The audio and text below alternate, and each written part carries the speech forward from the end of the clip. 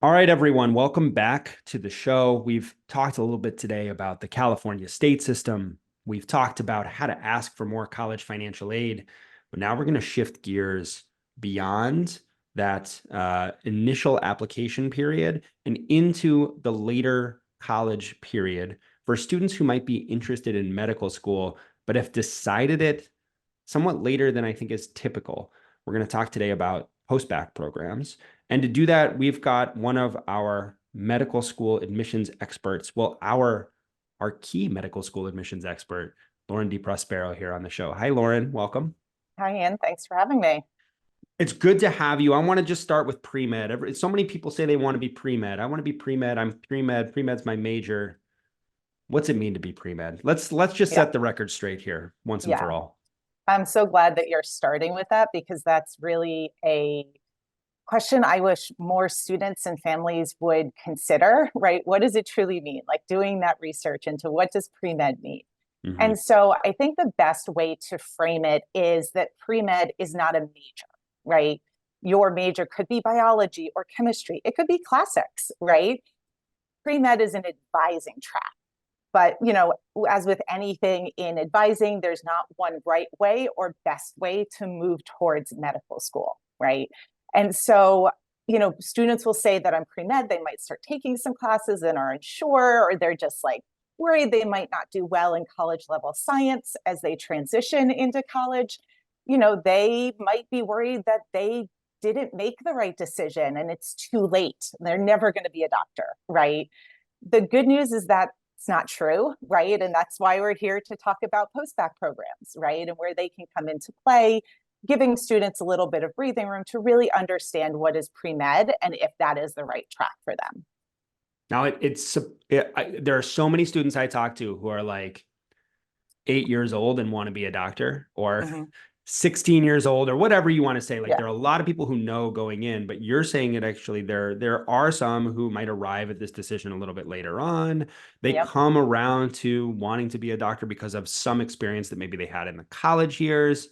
Mm-hmm. And we want to reinforce that it's not too late Right. at that point for a student to be in a position to be what we're talking about here is eligible for medical school admissions, right? Like that Correct. is the Yes. fundamental bar that Yes. we're trying to clear is you've Mm-hmm. got to get into medical school. And in order to do that, you've got to have certain criteria as a part of your application. Exactly. What do Yes. those criteria typically look like Yeah. for student? What do they need to develop in order to be competitive? Yeah. So there are different parts of it. Academically, you have to take certain classes for medical school, right? And schools are going to be different in what they require or they recommend, but there are a series of science classes. Psychology and sociology is covered on the MCAT, which is the big exam that you have to take to apply to medical school.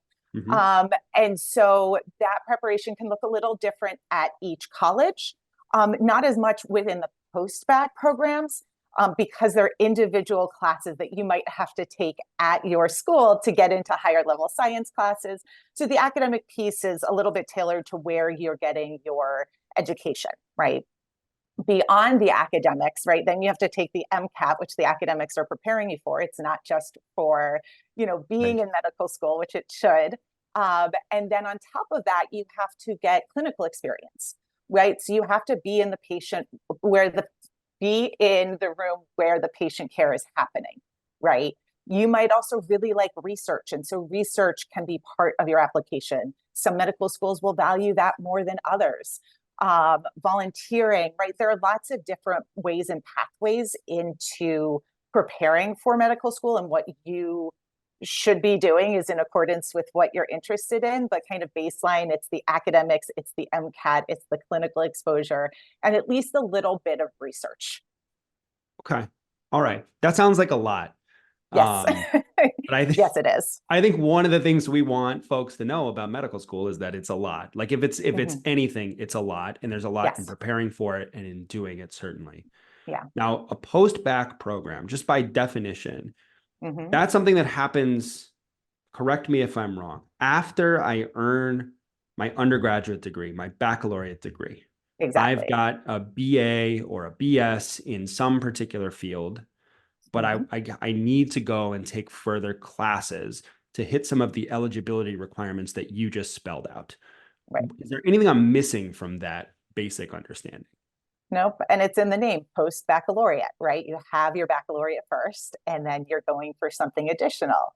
And certainly, there are post-baccalaureate programs aimed at different disciplines, right? We're focused right on the primarily medical, dental, maybe vet school as well, Yeah. right? And within this, there are two types of programs for at least like the medical school specifically, since that's my background, are career changers and record enhancers. So there are two different Mm. subsets of populations that can benefit. And some programs only support career changes, some only support record enhancers, and some do both.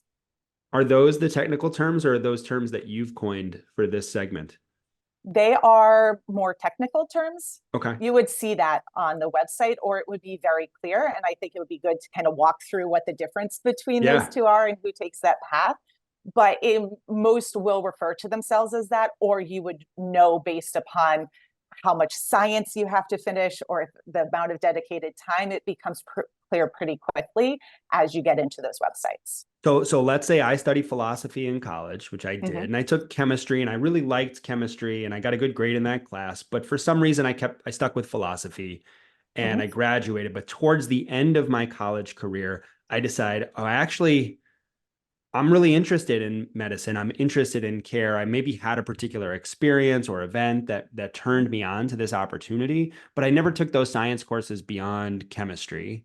Yeah. Um, I would be in that case the career changer, right? The Yes. person that needs that coursework. Correct. Yes, because you've taken limited science classes in your undergraduate experience. Okay. If you were a science major and had a substantial record of science classes, then this would not be the path for you. This is designed for those who maybe junior or senior year realize their interest in medicine. Maybe they've spent a few years working and decide that they need or want to change. Maybe they, thought that they wanted to go pre-med, decided freshman biology was a little too much, a little too hard, but they don't necessarily have, that those grades that, would require a record enhancer, but just decided I wanted to do philosophy, right? So Yeah. it's basically at the end of the day, there are few to no science classes. That's what a career changer is. So what am I looking at as a career changer in terms of number of years of study, and where Mm-hmm. can I go and do this in Yeah. order to meet the eligibility requirements for medical school? Yeah, absolutely. So many, but not all of these programs require students to step out of the workforce to Okay. focus really solely on preparation for medical school for the length of their program, which is typically 1 to 2 years, right? Okay. And that can be really hard for some people, right? And some of these programs can be pretty competitive, right? This is an additional cost on top of then applying to medical school and the cost of medical school. That being said, there are a ton of benefits to attending one of these programs, right? In addition to that structured curriculum, they can help students find research and clinical experiences. And some have what are called linkage programs. So a linkage program is a formal agreement that allows those highly qualified students to link into a medical school before they complete their post-bac program. Hmm. And that allows them to skip that gap year that could follow a post-bac program. So you're still applying, you're still interviewing, you still have to be admitted. It's just like a sidestep type application process. So you don't have to skip a year after your post-bac. Which seems really important given these students have Yes. already done 4 years undergrad. Now they're doing 1 or 2 more years in the post-bac program, and having another year to wait before they get in could be Yes, too much, right? So that the linkage exactly. program helps to take away that last year at Exactly. least. Exactly. Some places that I could look for career changer programs, just you got Yeah. some names out there? Yeah, absolutely. So some of those are Bryn Mawr College, University of Louisville, University of Colorado Boulder, UC Berkeley Extension. There's certainly a website on the AAMC, which is the overseer of the allopathic medical school application process. They have a searchable database of post-baccalaureate pre-medical programs Great. that students can find additional programs in. And I noticed you started with Bryn Mawr. Well, it's my I alma wonder mater. What why. can I say? Now let's talk about record enhancement. I want to make sure we get this in here too, Yes. because I think one of the things I would worry about is, let's say I struggled in chemistry and biology because I Yeah. initially thought I was going to be pre-med Yeah. and it didn't go well. How possible is it for me to improve on that performance and to essentially rewrite my record?